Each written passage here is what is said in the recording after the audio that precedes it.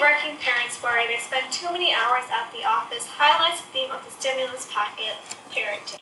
By spending extensive hours at work, these parents are neglecting and thus damaging the relationship they have with their children. The struggle of maintaining this relationship is a struggle all parents face, even those behind bars. Some might think that this issue is not significant as it affects a very small amount of people. However, this is not the case. In fact, the American Journal of Public Health states that in 1 year alone, 14,000 mothers gave birth while incarcerated. This vast majority of mothers need more than the mere 9 programs in the U.S. today to address their unique circumstances. This prompts the overarching question for this presentation: within psychological and futuristic context, to what extent should prison nurseries be implemented into state correctional facilities in the United States? Ultimately, it will be concluded that all American state correctional facilities need to modify their regulations to implement these widely beneficial prison nurseries. First, it's important to consider the psychological implications.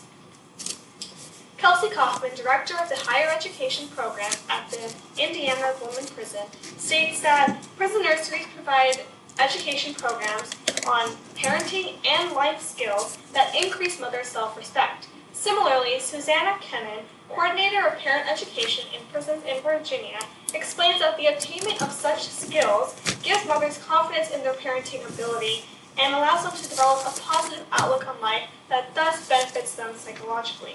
This underlies the need for prison nurseries throughout America that can provide such benefits to all incarcerated mothers.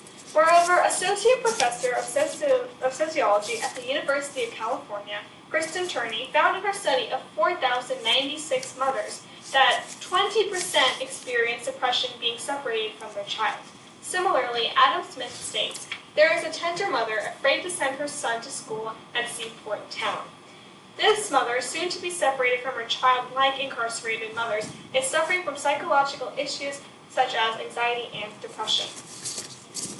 Although Turney's results are limited in that they were self-reported rather than obtained from a physician, her and Smith are evident in their findings that isolating mothers from their children causes psychological issues. Some may argue that children need a relationship with their biological parent for healthy development.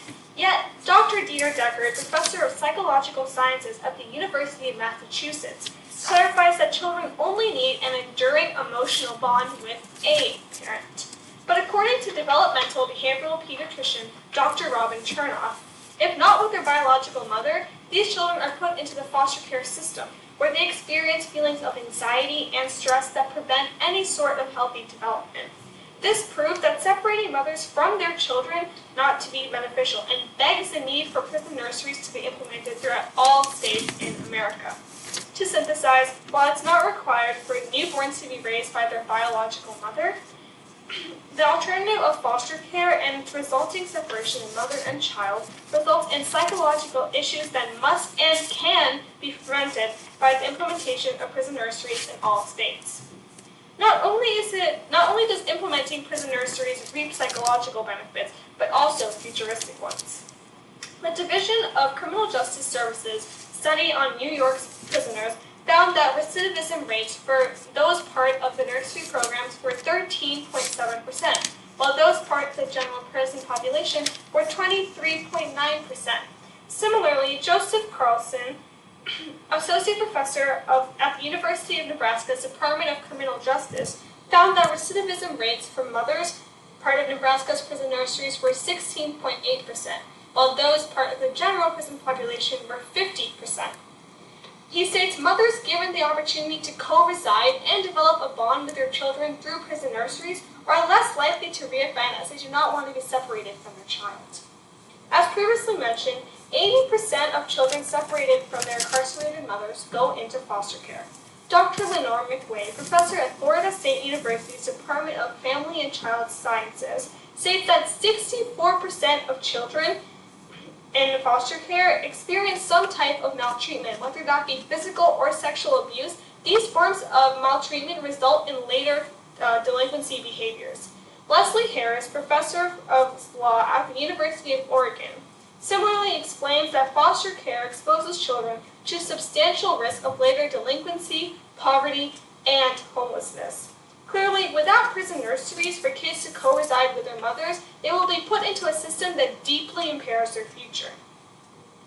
Conversely, former editor of the British Medical Journal, Adam Smith, states that prison is an unacceptable environment for children to grow up in due to its rigid structure that prevents it from being a safe and comforting environment. But however, this argument is limited in that it does not consider regulations put in place that could possibly prevent such fates. For example, Kate Luther and Joanna Gregson, professors of sociology at Pacific Lutheran University, found in their study of Washington Pacific's State Correctional Facility that incarcerated mothers could decorate their cells and participate in communal events such as family nights. These abilities gave mothers the chance to create a safe, stimulating, and comforting environment for the children that go against the so-called rigid structure of prison. To synthesize, while prison might not be the ideal environment for a child to grow up in, implementing prison nurseries and their beneficial regulations in all correctional facilities in the U.S. will reap many futuristic benefits, which is why states should reform their prison systems. In summary, while it's not required for a child to be brought up by their biological parent, and prison is not the perfect environment for a child, the psychologically and futuristically beneficial prison nurseries necessitate a change in states' prison systems. All remaining 41 states in the U.S. that have not already implemented prison nurseries need to do so, modeling their programs after those already successfully in place in 9 states in the U.S. Necessary regulations will include educational programs that educate them on parenting and life skills, the ability to decorate their cells, and the opportunity to participate in communal events with other program participants. This solution's implications regarding mothers are that it would prevent depression, benefiting them psychologically. It would also lower recidivism rates, benefiting them futuristically. This solution's implications regarding newborns are that it would keep them from entering the foster care system where they are vulnerable to anxiety, stress, and maltreatment, benefiting them psychologically and futuristically. However, this solution is limited in that it will be difficult to persuade all of the remaining 41 states to completely reform their prison systems. Additionally, it does not account for the few relatives of such newborns who may not want their child to be brought up in jail, but rather with them. We must work to better the lives of incarcerated mothers and their children, and this solution will indeed do so by keeping the mistakes of a mother from haunting the future of her child.